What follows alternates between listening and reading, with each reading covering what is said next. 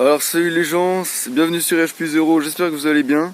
Dans cette vidéo je vais vous parler des pièces que je vais devoir changer sur la Bacon. Et je vais vous montrer quelques découvertes que j'ai fait aussi là-dessus. Donc je vais tout de suite vous montrer les petites découvertes que j'ai fait. Donc tout d'abord, bon, pour le moteur c'est toujours un 110 cm3, hein, et c'est écrit en haut là. C'est un peu bizarre ce qui... Bon, mais ça veut dire que c'est un 107 cm3, donc un 110 quoi. Enfin bref. Ensuite on a, comme vous voyez ici, un starter électrique. Donc ça permet le démarrage de la moto grâce à un moteur. Donc c'est donc pour ça qu'il y avait une petite boîte derrière. C'était pour mettre la batterie justement qui permet de démarrer le moteur sans utiliser le kick qui est là. Voilà. Donc voilà pour ça. Ensuite voilà, on a ça. Donc c'est une boîte de vitesse manuelle sur ce moteur là. C'est-à-dire que vous avez l'embrayage en haut. Vous aurez l'embrayage ici. Et du coup, en appuyant, vous pourrez embrayer sur les différentes vitesses que vous passerez grâce à ce truc-là. Enfin bref, donc voilà pour ça. Donc maintenant, je vais vous parler des pièces que je vais devoir changer. Dans la prochaine vidéo, je vais vous montrer. Dans la prochaine vidéo, je vais vous montrer comment faire la vidange du moteur, parce que j'ai risqué de la retourner la moto et tout, donc ça en fout un peu partout. Il y a déjà un peu qu'à couler vu que j'ai retourné. Et donc dans la prochaine vidéo ça sera la vidange, et la suivante ça sera pour commencer à démonter toute l'histoire.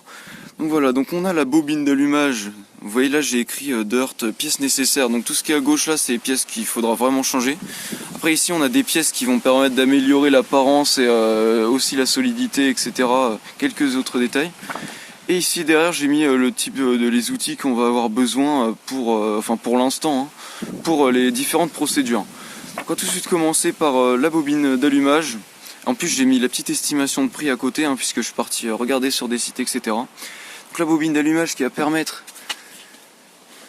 de la connecter, de mettre la haute tension dans la bougie pour que ça puisse démarrer, allumer le mélange, l'essence. Donc la bougie elle qui va faire des étincelles. Pour qu'elle fasse des étincelles, il faut que la tension soit augmentée du 12 volts que produit le moteur, grâce à son je sais plus comment ça s'appelle, mais c'est pas grave. Enfin bref, donc ça ira sur la bougie et ça se reliera dans le CDI sur lequel on va venir plus tard. Donc maintenant qu'on sait ça là, pour la bobine d'allumage, donc on a le CDI, donc ça c'est le condensateur de décharge. Enfin en gros c'est ce qui va permettre d'augmenter, ce qui va permettre de gérer, c'est pour que la moto elle fonctionne bien, quoi, on va dire, voilà. On va dire que c'est le cerveau, c'est la partie électronique de la moto, quoi. C'est le cerveau électronique de la moto. Après donc le filtre à air. Le filtre à air, donc parce que je comptais un peu peut-être changer ça, au pire il faudra peut-être le laisser au début, mais voilà, je comptais changer cette boîte. Ensuite le kit de frein, tout simplement parce qu'à l'avant on n'a aucun frein. Donc il va falloir que j'installe, donc on a le disque mais on n'a aucun système de freinage, donc on n'a pas les morses dessus. Ensuite voilà, j'avais un petit truc à rajouter, c'est qu'un utilisateur m'a dit que vu que je connaissais absolument pas ça, c'est en fait des freins à l'arrière. On a des freins qui sont restés sur la moto. En fait c'est des freins à tambour, comme vous pouvez remarquer. Et en gros ça doit, avec le câble ça doit tirer. Enfin bref, il est un peu rouillé le truc, mais voilà, donc on a les freins de l'arrière, donc ça c'est quand même pas mal. Il va falloir le réviser un peu. Qu'après kit frein avant, donc voilà, c'est l'histoire avec le freinage et la poignée en haut. La poignée en haut pour pouvoir freiner, quoi. Ensuite la pédale de frein arrière, parce que la pédale de ce côté là du frein n'est plus présente. Ensuite évidemment si on a la pédale de frein, il nous faut aussi le câble qui va rejoindre la pédale au frein. Ensuite chambre à air pour les roues, parce que ça les roues elles sont crevées, donc voilà, j'ai mis 10 €, c'est à peu près le prix que ça coûte, hein. Ensuite poignée d'embrayage, tout simplement parce qu'on n'en a pas. Et contacteur Neumann évidemment, parce que là on avait le truc qui était complètement bloqué, il va falloir qu'on le change aussi. Donc après on a l'histoire des jeux de plastique pour l'apparence, donc ça c'est vraiment pour changer le plastique de la bécane. La mousse de guidon pour avoir une mousse au milieu là. Les poignées pour le guidon, évidemment pour pas rester sur du métal comme ça, hein, ça serait peut-être mieux. Sabot moteur, donc sabot moteur c'est ce qui permet de protéger le dessous du moteur. Donc ça, il y en a plus sur cette moto, alors qu'on peut en installer un. Donc je pense que j'en mettrai un pour protéger le dessous. Ensuite réservoir, parce que vous avez vu un peu la tronche du réservoir. Voilà, peut-être que je changerai. Bouchon réservoir, oui, parce que le bouchon il est un peu triste aussi, lui aussi.